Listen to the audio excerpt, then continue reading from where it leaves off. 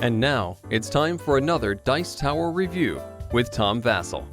Hey everybody, I'm Tom Vasel, and today we're taking a look at Super Punch Fighter, which sounds like a made-up game that you might see in a movie, like, oh, we're playing Super Punch Fighter. But that's really what this is. This is from Plaid Hat Games, and it's kind of like a love letter to the fighting style games, where you're just mashing buttons as fast as you can.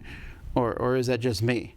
But that's what this is. You're going to have one of 6 different fighters, who are silly fighters, who are going to go in and just beat each other up until somebody gets enough stars to win. Here's how it plays.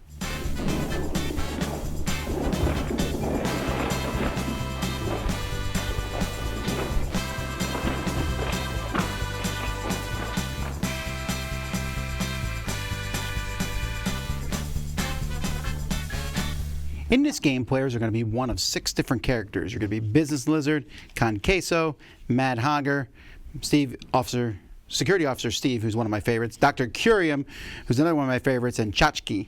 So you're going to pick one of these folks. You're going to take that person's character. You're going to put your health to 16, your stars at 0. You need 9 stars to win the game. You'll take your character. And you're also going to take a deck that matches you. So this is Officer Steve's deck here.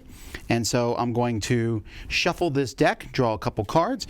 Also, each player is going to start with 4 button cards in front of them, A, B, C, D. And then another bunch of cards going to be placed here and drawn up, so there's some buttons available. There's also going to be 4 goals put out here that players are going to try to get, achievements that they're going to try to accomplish over the course of the game. So on your turn, if you are dead, or you haven't started the game yet, you come on board next to one of the spawn points here. So let's say maybe I start here. Then you look, if you're standing on a yellow, you draw a card. If you're standing on a red, you draw 2 cards. Whenever you draw cards in this game, you can draw from the top of your personal deck, or you can draw from the face-up cards or face-down button cards and put more button cards in front of you, although you have a limit of 10 buttons that you have. Then players get 1 action and as many free actions as they want. Your actions can be move. You can move up to 4 spaces around the board. You can draw 2 cards, again, from your personal deck or the button decks. Or you can start a combo as your main action. We'll get back to that. Your free actions can be pushing a button, discarding one of your button cards, or chaining off of a combo that you've started. Now, the buttons are kind of the focus point of this game. So you'll see here, there's A, B, C, D, and then there's a wild one here too, so that's the one that you can get later on. When you press a button, you put a thumb token on these buttons to show that you're pressing them, and you get to take an action.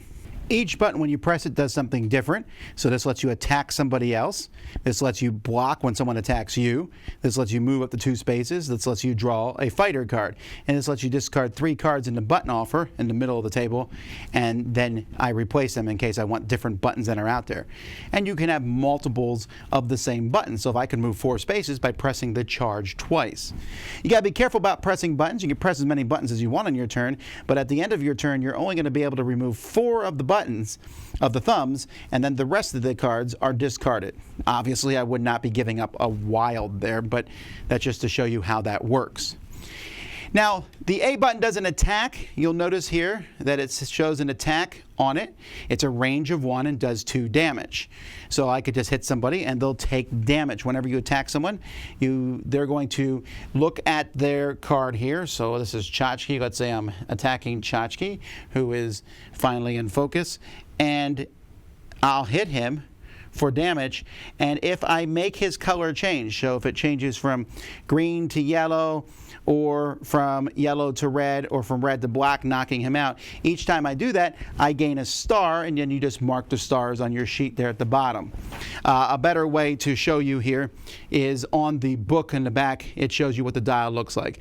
So if you change it from green to light green to yellow, yellow, red, red to black, you get a star, and if you hit someone for enough damage, you could get more than 1 star on the same turn.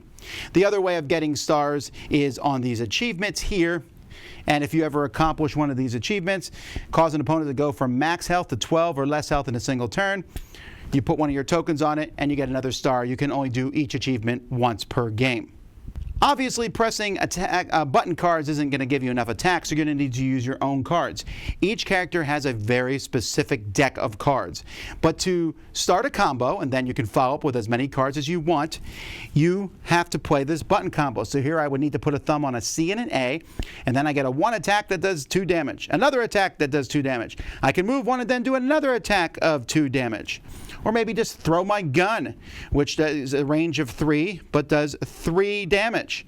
And sometimes they do, here's Tase 'em Bro, unblockable attack. They can't even block that with a defense card from their hand or with the block button.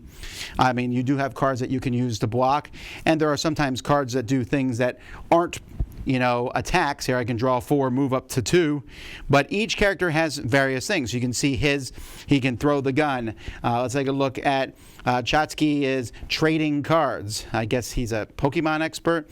Or here he can draw 1, attack for 2, a range for 2 damage, and attack for 3 for damage. He could hit multiple people if he wanted to, and then throw a porcelain figure at somebody. So there are they all have their different combos and different attacks that they can do, but you're just trying to wield damage. If you are knocked out, you get full health and you just come back next turn. So it's not like getting knocked out hurts you, it just helps the person who's attacking you. The components for this game are fine. I don't want to act like they're amazing. This map is pretty boring, frankly, and the standees are okay. The art is fantastic, and they did a good job at assembling a very diverse cast of characters here. In fact, I like the diversity just amongst the thumbs. I thought that was a pretty cool thing. But the art is cool, and I really like the card quality is fine, and I just like looking at the different cards. They're funny. It's definitely silly. You're throwing a pig at somebody else. The button cards are neat. The artwork for the whole thing just comes across really well done. There's not a huge amount of strategy in Super Punch Fighter, and I don't care. It's just silly fun. And you know what? It actually scales well. There's a mode in there where you can, if you're just playing with 2 people, you can fight against minions who keep coming at you, or you can even play by yourself against them. But I think it's fun just to go up against other people. This is not the style game where it really matters to me if someone is constantly beating me up. Yes, it's not necessarily great, but hey, beat me up. It just gives you points. It doesn't necessarily hurt me, unless maybe I'm trying to come across the board and hit you, and then you kill me and I have to spawn over here now or whatever. But for the most part, it rewards attacking in this game. The button system's simple. You sit there and go, I'll just press a maximum of 4 buttons per turn, and then I get to keep all my buttons. But you're going to want to do that chain combo, and it's fun. It's like in a video game when you're like, boom, boom, boom, boom, boom, kick, slide, done this. I can never do that sort of thing, but it's fun to watch other people do it. But I can do it in this game, and I find it to be fun. The whole pressing the button by putting a token on is very thematic. The 6 characters seem balanced. I wouldn't know. It's all crazy attacks and stuff, but they're all very different, which makes the game fun too. Be assured, though, it's just going in and punching people. Yes, there's some strategy like, okay, I'm going to save up and use this combo card and do this at this point in time. But at the end of the day, you're just kind of doing fun combos and throwing them at the other person. They might be able to block some of the damage, which could be annoying. But I don't think you're playing this necessarily to be like, oh, they foiled my strategy. No, like, you blocked it, I'll get you next time, gadget. That sort of style. So this is entertaining. It works for kids. It's very kid-friendly, run around his silliness, throw pigs at people, Dr. Curium, like even the security guard doesn't shoot the gun, he throws the gun. I just find that sort of thing amusing.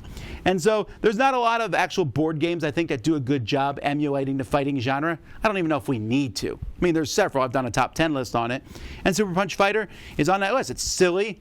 It's definitely on the lower end of strategy, but it's just entertaining and fun, and you can play a whole pile of people just running around slapping each other and laughing the whole time. And sometimes that's the game we need, and Super Punch Fighter is it. Dice Tower Judgment approved!